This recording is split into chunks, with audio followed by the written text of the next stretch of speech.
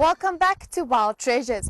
Now in 2014, the National Wool Growers Association claimed that the farmer-carnivore conflict cost them a loss of over 1 billion rand.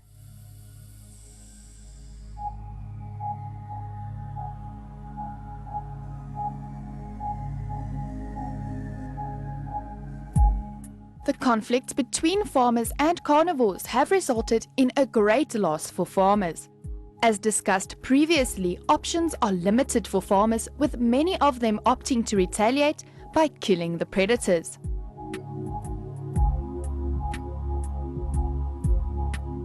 The National Wool Growers Association have been up in arms regarding predator conflict with farmers for many years. The wool industry can generate over 1 billion rand for the economy, but make an equal loss with predators killing their livestock.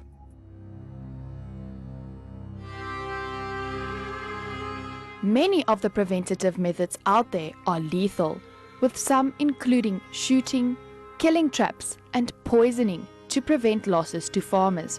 But these methods have a negative impact on our environment.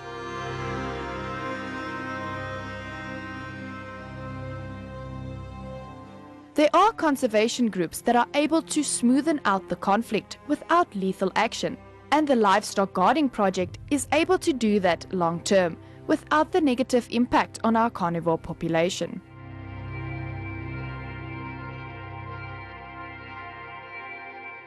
Alan Retief is a farmer in Magaliesburg who's been able to benefit from this project.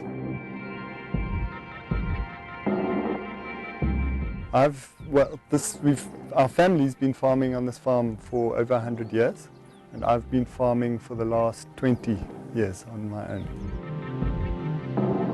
A few years ago I came across Derek at one of the Endangered Wildlife Trust stands, and we spoke about it again, and there we organised a dog for myself. This dog is just over a year old, so he's still learning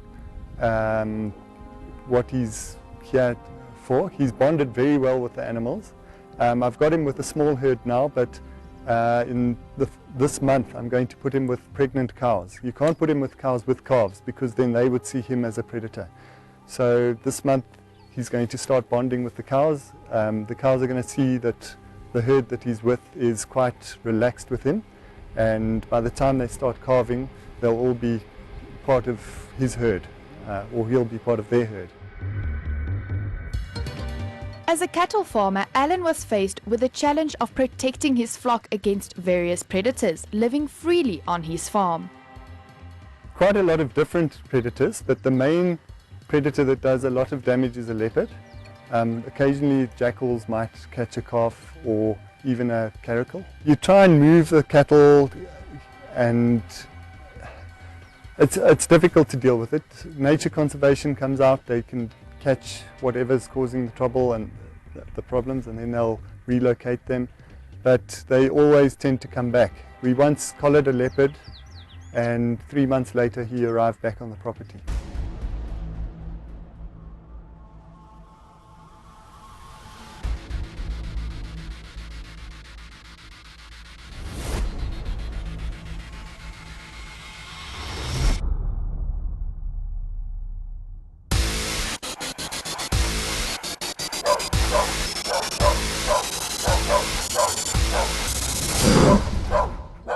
Although his African Maluti dog is fairly young, it has helped him protect his cattle and cut down on stock losses.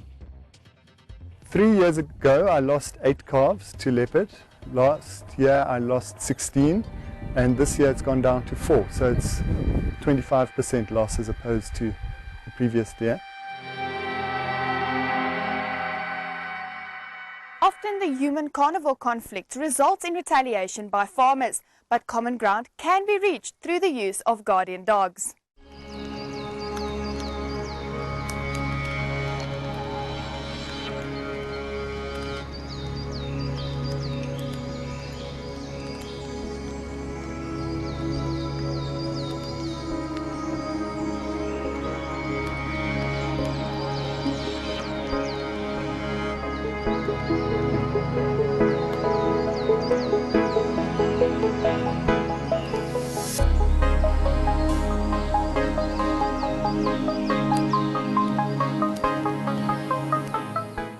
besides carnivores living in protected areas like the Kruger National Park, there are still many that roam around in various undeveloped areas in our country.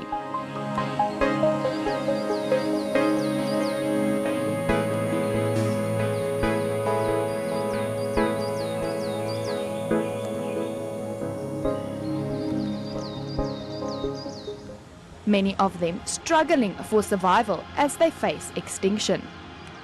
Although projects like the guarding dogs may not work as well on farms that have over 10,000 hectares, they have proven to be beneficial to a lot of farmers in the country. Yes, definitely. I mean, this project has been going for a number of years now. We've deployed dog in areas that we felt are important for carnivore conservation. We've got a lot of dogs out in the Waterberg area. This area in particular has got the last free roaming population of wild dogs in South Africa, and they're doing a fantastic job in that area protecting our heritage, our carnivores out there.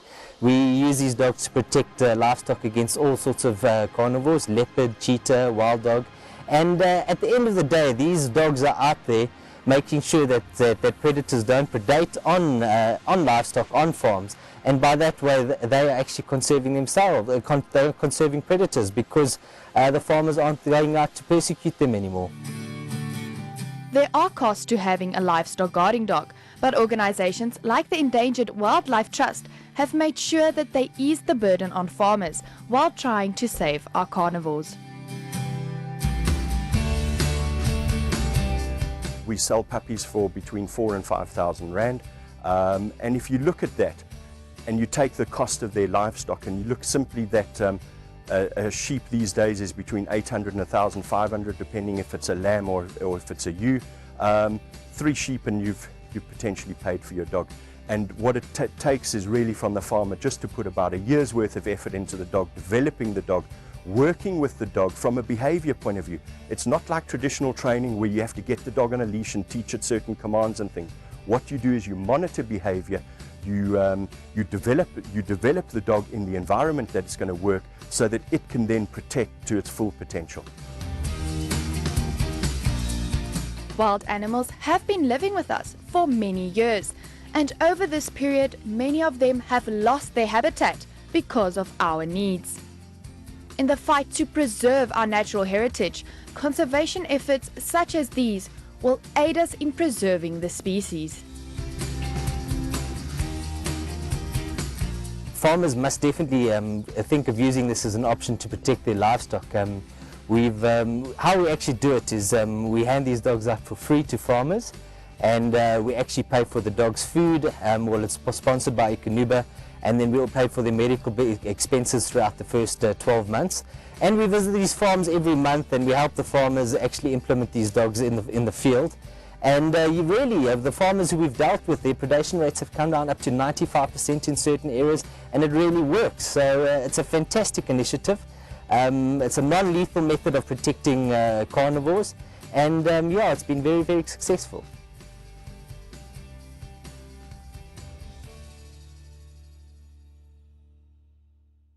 The use of livestock guarding dogs by farmers is just one way to conserve many of the endangered carnivores in the country, proving that humans and animals can coexist without it resulting in death. My name is Stefanie Jansen van Vuren, and it has been my pleasure bringing you this episode of Wild Treasures. Till next time, bye-bye.